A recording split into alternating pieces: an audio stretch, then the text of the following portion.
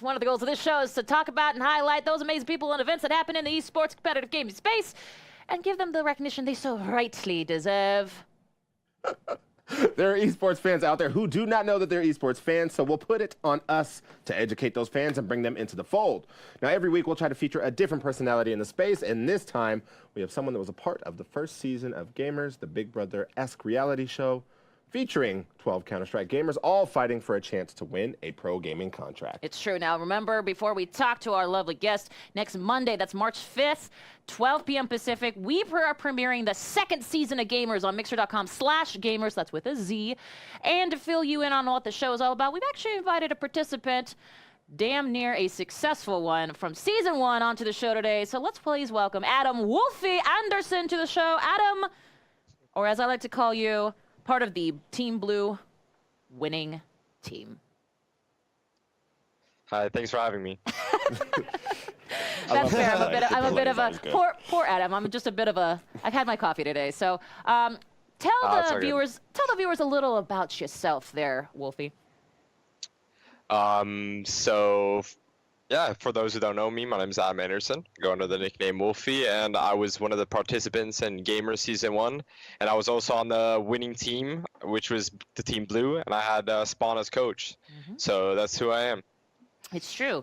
And we'll talk a little bit about what you're doing now a little bit later. But first, let's talk about your experience on Season 1 of Gamers. And the question I actually asked HNS the other day off camera is the one I'm going to ask you on camera, which is, legit, how smelly was that house? It was okay. So it was fine until people just didn't do their dishes. Like That's people right. they would just eat and they would just throw. So how long did that stuff take everywhere. to stack up? Like 2 days? Not long. No, not even that. Probably one day. Probably one day. Seriously, one day. That's how long it took. Yeah, one day. Well, like people literally like they would just take a dish. They would just take something, eat it, and then just put it on the counter, and then just sit there for like a whole week.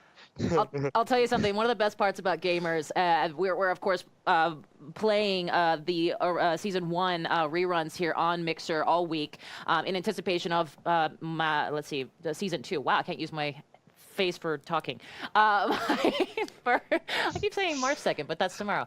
At any rate, we keep playing that Season 1 stuff, and there's definitely a lot of drama that happens outside of those computer stalls there. But I want to ask you, because it's all about finding that next group of guys that are going to be pro players, such as yourself, what are the keys, do you think, that are to succeeding in Gamers, the TV show, as both a player and a team? What would you tell the people that are currently going for Season 2 that they need to really get under their belts? I mean, I would just say, obviously, like, you need to put in, number one, a lot of time into the game, and also, like, do the best you can, and also always think about, like, what you could do better and improve on yourself, but also try to come together as a team, because I know, like, in Gamer Season 1, there was, and Team Red, I think there was a lot of drama, and that led to a lot of issues.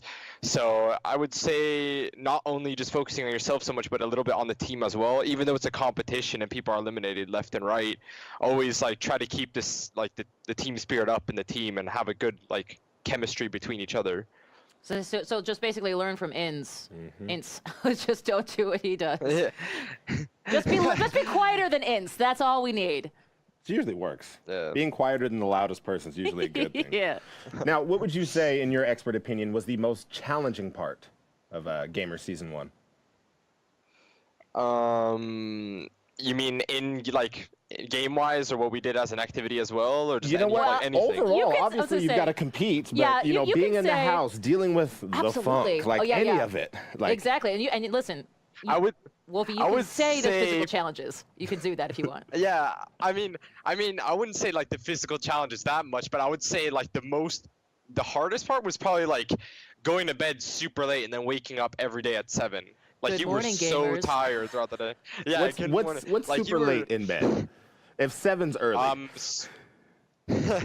Like sometimes we went to bed at It varied. Sometimes people fell asleep at 2. Sometimes people fell asleep at like 3 even, and woke up at 7. So only slept.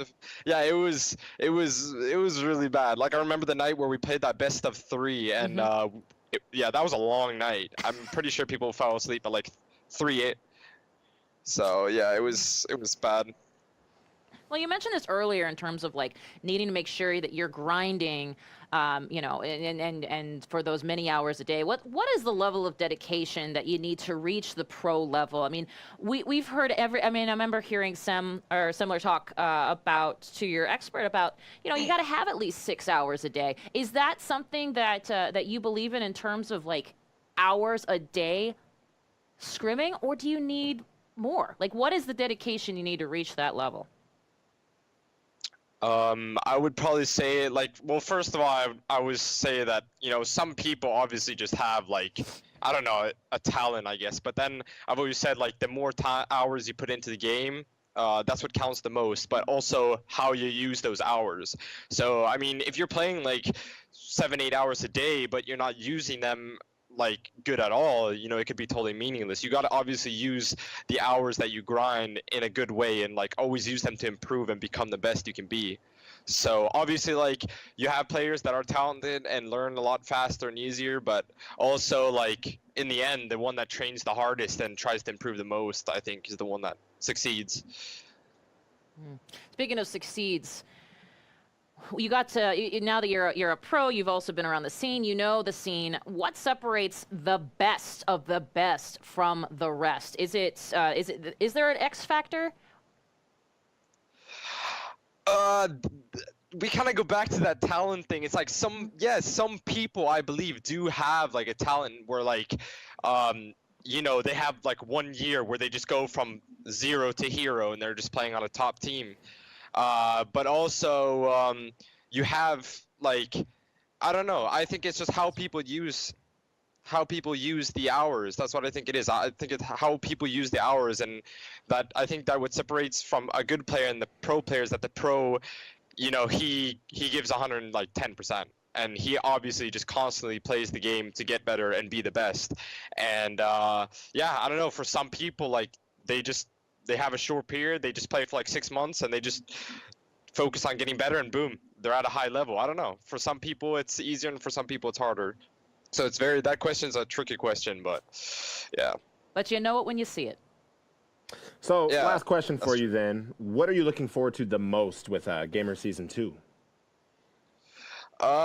Probably first of all, I want to see like who's participating, because I know a lot of players from like the semi-professional scene and stuff. So it will be really fun to see who's going to be participating in this season, but also just like how the house looks and stuff. You know, like how the house looks, how the setup is, what the challenges are. Like, because you know we don't know how this season might be like.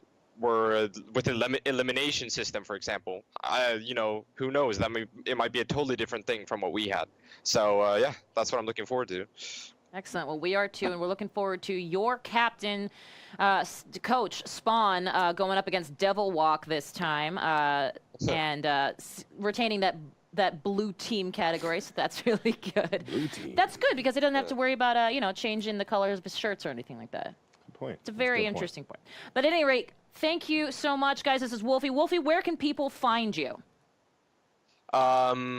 Probably my Twitter at WolfyCS, and also I don't really have anything much that Twitter I it post is. most No, of my Twitter stuff on works. Twitter. So Twitter, Sweet. yep, Twitter it is. Cool, man. Well, thank you so much, Yep. and good luck. I know you're with Epiphany now alongside Gamers Season 1 alum Elo. So congratulations on making it into the big leagues, and also good luck in the Thank you. following season. Thank you very much. Thanks for having me.